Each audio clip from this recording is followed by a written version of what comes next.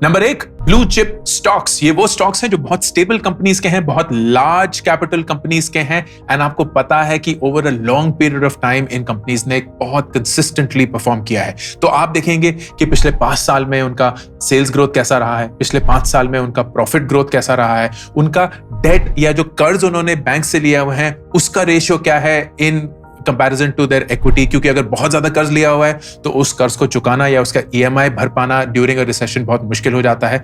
All of those factors come into play जब आप इन stocks को पिक करते हैं। आइडिया ये है कि स्टेबल स्टॉक्स पिक करिए जहां शायद आपको बहुत फिनोमिनल ग्रोथ नहीं मिलेगी, लेकिन अगर आप कंटिन्यूड रहना चाहते हैं इन्वेस्टमेंट में ड्यूरिंग अ रिसेशन, तो these stocks will be a good और perhaps a safer bet as against कोई रैंडम स्टॉक जो पेनी स्टॉक्स हैं या अभी बहुत ज्यादा वॉलेटिलिटी से गुजर रहे हैं। फॉर एग्जाम्पल, अगर मैं मार्केट कैप में जाकर सिर्फ लार्ज कैप कंपनीज को सिलेक्ट करता हूं, मतलब सिर्फ वो कंपनीज जिनका मार्केट कैप 20,000 करोड़ से ज्यादा है, फिर मैं बोलता हूं कि डेट और इक्विटी का रेशियो क्या है एज अ परसेंटेज, फिर मैं ये भी बोलता हूं कि इनका रेवेन्यू ग्रोथ लास्ट 5 सालों में कितना था, एंड फिर मैं ये भी बोलता हूं कि इनका EBITDA ग्रोथ मतलब प्रॉफिट ग्रोथ लास्ट 5 सालों में कितना था, and then I will make some decisions. तो मैं बोलूंगा कि डेट टू इक्विटी रेशियो जो है वो 50% होना चाहिए। मतलब अगर जो भी कर्ज लिया हुआ है वो 50% है टू द टोटल इक्विटी।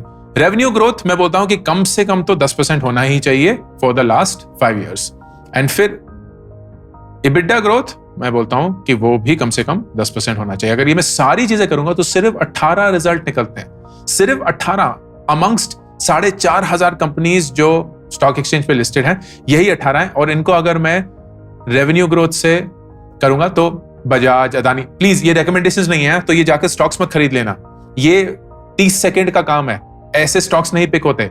मैं एक एक्सपर्ट नहीं हूं, ना ही आप हैं। इस वीडियो को देख के ये स्टॉक्स खरीदना सबसे बड़ी बेवकूफी होगी, लेकिन I am just showing you how this would work. Avenue जो डीमार्ट हो गया, SRF हो गया, L&T हो गया जो एक बहुत बड़ी इंफ्रा कंपनी है, जिंदल स्टील हो गए, अदानी विल्मर हो गए, तो ये सारे, and this is how you would start to invest during a recession.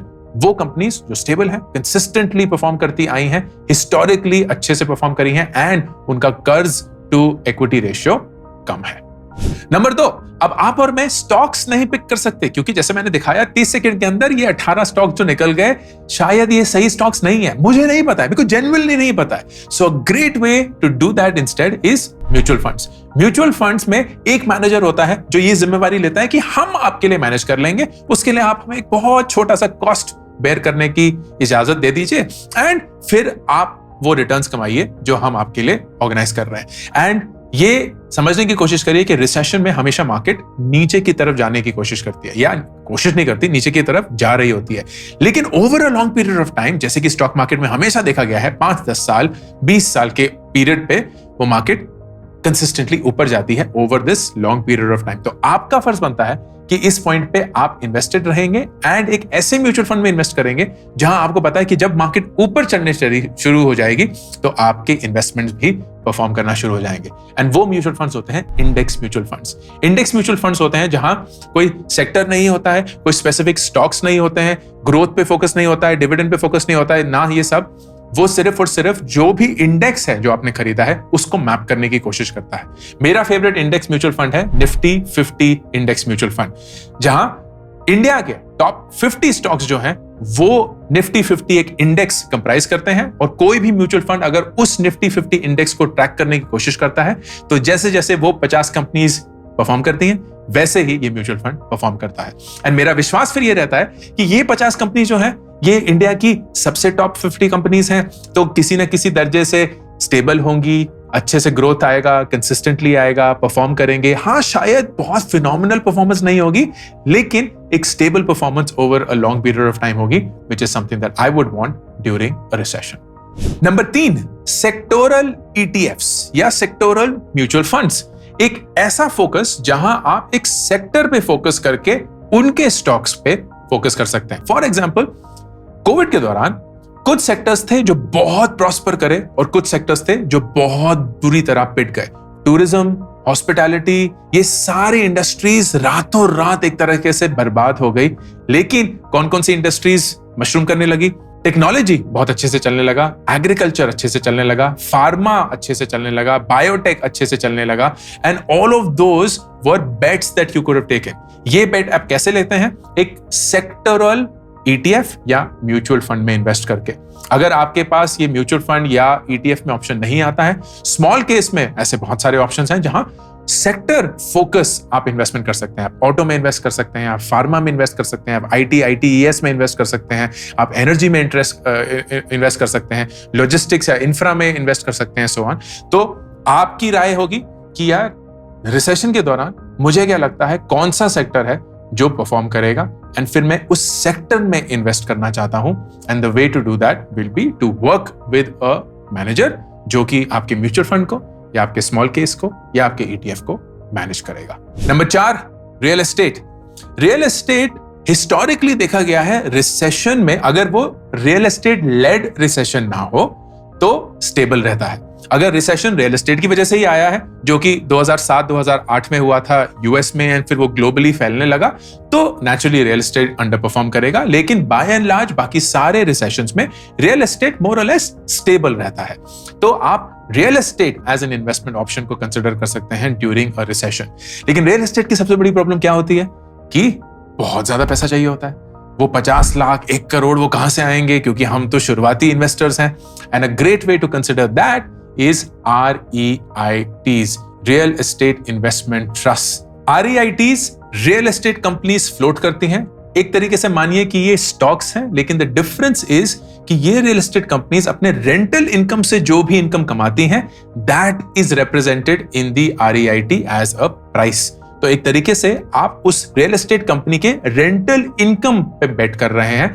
And the idea is कि रिसेशन के दौरान ये मोर और लेस स्टेबल ही रहेगा, क्योंकि कंपनीज ने लॉन्ग टर्म लीजेस साइन करी होंगी and they will continue paying those off. And जो भी वो decisions hybrid, work from home, work for bosses, वो सारी चीजें ले चुके हैं बिफोर द रिसेशन स्टार्टेड, तो this rental income is somehow going to be stable.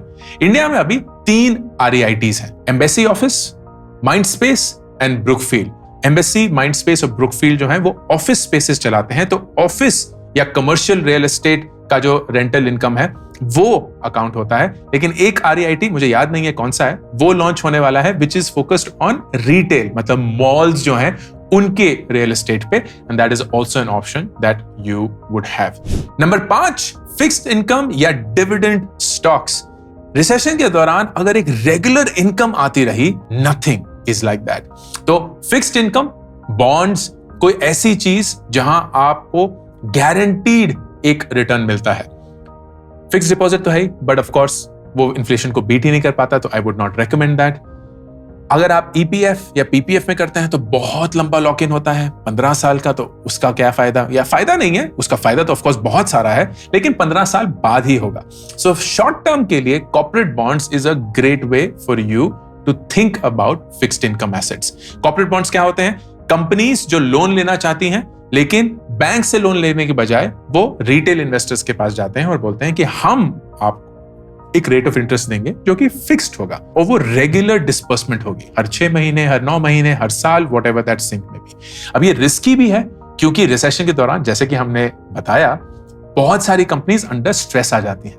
तो आप एक ऐसी कंपनी का कॉर्पोरेट बॉन्ड लेंगे जिसका प्रोफाइल बहुत स्टेबल है, बहुत अच्छा है, and to validate that there is something called a corporate bond rating।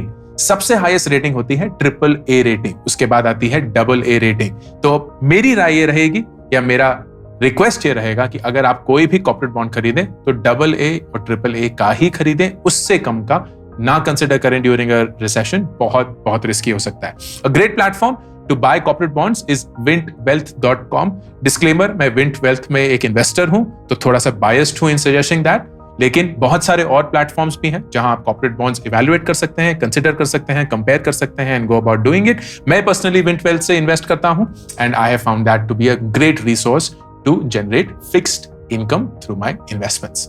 दूसरा तरीका इसी में है, डिविडेंड यील्डिंग स्टॉक्स। वो स्टॉक्स जिनका स्टॉक प्राइस बहुत तेजी से नहीं ग्रो करता या बहुत कंसिस्टेंटली भी इतना ग्रो नहीं करता, लेकिन वो रेगुलरली डिविडेंड्स पे आउट करते हैं। डिविडेंड्स क्या होते हैं? जब एक कंपनी प्रॉफिट बनाती है तो उसके बाद दो चॉइसेस होती हैं। इस प्रॉफिट को वापस कंपनी में इन्वेस्ट करिए ताकि कंपनी ग्रो करती रहे, या अगर उन्हें लगता है कि कंपनी ना बहुत स्टेबल बन चुकी है, शायद इस पैसे का इतना ज्यादा वैल्यू कंपनी में नहीं है, तो वो इस प्रॉफिट को अपने शेयर होल्डर्स में डिस्ट्रीब्यूट कर देती है, and that is called a dividend. तो अगर आप डिविडेंड स्टॉक्स में इन्वेस्ट करेंगे तो आपको रेगुलरली वो डिविडेंड्स मिलते रहेंगे, एंड द बेस्ट पार्ट, उसके लिए आपको स्टॉक नहीं बेचना पड़ेगा। This is such a great way to start generating fixed income. तो corporate bonds and dividend stocks to stay invested during a recession. Number 6, gold. Gold अक्सर बोला गया है, मैं इतना नहीं मानता लेकिन बोला गया है क्योंकि एक्सपर्ट बोलते हैं तो मैं कौन हूं ना बोलने वाला, कि रिसेशन के दौरान गोल्ड हमेशा स्टेबल रहता है। And gold is a nice happy asset जहां 7 से 8-9% सालाना आपको एक रिटर्न मिलेगा over a long period of time. तो गोल्ड में आप इन्वेस्ट कर सकते हैं ड्यूरिंग अ रिसेशन, क्योंकि आपको कम से कम इन्फ्लेशन बीटिंग रिटर्न्स तो मिल सकते हैं। लेकिन बड़ी गलती लोग क्या करते हैं, गोल्ड में इन्वेस्ट करने के लिए वो ज्वेलरी खरीदना शुरू कर देते हैं। Not a good idea. क्यों? क्योंकि उसमें मेकिंग चार्जेस जाते हैं, उसमें वेस्टेज होता है, शायद गोल्ड प्योर भी ना हो, and all of those things make the instrument not a great investment option. The best way to buy gold is to buy digital gold या sovereign gold bonds. Sovereign gold bonds Bharat की सरकार issue करती है। वो बोलती है कि जैसे जैसे गोल्ड का प्राइस बढ़ेगा तो आपको वो रिटर्न तो मिलेगा ही, लेकिन उसके ऊपर 2.5% एक्स्ट्रा रिटर्न मिलेगा whenever you go for a maturity, जो कि 5 साल के बाद हो सकती है। SGBs जो होते हैं, सॉवरेन गोल्ड बॉन्ड्स, वो रेगुलरली अनाउंस किए जाते हैं, लेकिन मार्केट में ट्रेड भी होते हैं। विंटवेल्थ का नाम मैंने शेयर किया था फॉर कॉर्पोरेट बॉन्ड्स, वो SGB आपको खरीदने का ऑप्शन भी देता है थ्रू द सेकेंडरी मार्केट, जहां आप बहुत सारे SGB प्रोवाइडर्स जो हैं, जो प्राइमरी ओनर्स हैं, उनका कंपैरिजन करके ये डिसाइड कर सकते हैं कि किसकी यील्ड या रिटर्न सबसे हाईएस्ट है, एंड मैं वो खरीदने के लिए तैयार हूं। And finally number 7 which is diversify, and diversify geographically. तो अगर आपको ऐसा लगता है कि रिसेशन में आपकी कंट्री को बहुत ज्यादा हिट होने वाला है, then you should put your money outside of the country, जहां शायद वो इंपैक्ट ना हो। Now that may not be true for the current recession, क्योंकि ऐसा लग रहा है कि करंट रिसेशन यूएस में ज्यादा होगा, लेकिन it's still an option for you to consider कि आप इंडिया में बैठे बैठे यूएस स्टॉक मार्केट में भी इन्वेस्ट कर सकते हैं। Multiple ways of doing that. आप यूएस के म्यूचुअल फंड्स खरीद सकते हैं, which are India based mutual funds but governing the US market. तो वो US stocks खरीदते हैं, and that is how they give you a return. I personally invest directly in the US market using IND Money. ये sponsored link नहीं है, मैं IND Money का एक कस्टमर हूं और एक इन्वेस्टर भी हूं, so disclaimer, मैं personally उसको यूज करता हूं, and that is why I've put in my own personal money into it. लेकिन IND Money के थ्रू आप डायरेक्टली अपने इंडियन बैंक अकाउंट से यूएस स्टॉक खरीद सकते हैं। It is parked with a US beneficiary. मेरे केस में वो ड्राइव वेल्थ है। It is secure to the extent that Drive Wealth has announced it is a registered body under the SEC, and IND Money acts as the intermediary. Best चीज ये है कि cost बहुत लो है, exchange rate बहुत अच्छे हैं, and I get visibility over all my investments using the IND Money app. तो ये है 7 तरीके of continuing to invest during a recession. Bonus tip, and this is perhaps the most important. Recession में अक्सर देखा गया है कि सबसे ज्यादा लोग अपने इन्वेस्टमेंट्स रोक देते हैं, एंड आई अंडरस्टैंड दैट, क्योंकि इनकम थोड़ी सी अनप्रेडिक्टेबल हो जाती है, थोड़ा सा फियर आ जाता है, थोड़ी सी अनप्रेडिक्टेबिलिटी आ जाती है जस्ट इन आउटलुक। लेकिन सबसे बेस्ट इन्वेस्टर्स तब नहीं इन्वेस्ट करते जब मार्केट ऊपर होती है, वो तब इन्वेस्ट करते हैं जब मार्केट नीचे होती है, because the first principle of investing is कि आप लो खरीदते हैं और हाई सेल करते हैं। अक्सर लोग बिल्कुल उल्टा करते हैं, वो हाई खरीदते हैं क्योंकि उन्हें लगता है अरे मार्केट इतनी ऊपर जा रही है खरीद लो, एंड देन वो लो सेल करते हैं क्योंकि इंस्टेंटली जैसे मार्केट गिरने लगती है वो डर जाते हैं, and they fear losing their money. तो अगर आप एक स्मार्ट इन्वेस्टर हैं, देन आप इस रिसेशन में भी इन्वेस्ट करते रहेंगे, because that is the surest and the smartest way of making consistent returns over a long period of time. I hope this was helpful. Ankur Warikoo signing off. मेरी नई किताब gate epic shit done अब market में available है। इस किताब में मैं 36 ऐसे सवालों के जवाब देता हूं जो आप अपनी जिंदगी से शायद हर रोज पूछते हैं। बहुत सिंपल किताब है, एक स्टूडेंट और एक टीचर के बीच में एक कॉन्वर्सेशन में ये किताब लिखी गई है। इस बुक को खरीदने के लिए लिंक Amazon का पिन कमेंट और डिस्क्रिप्शन में है।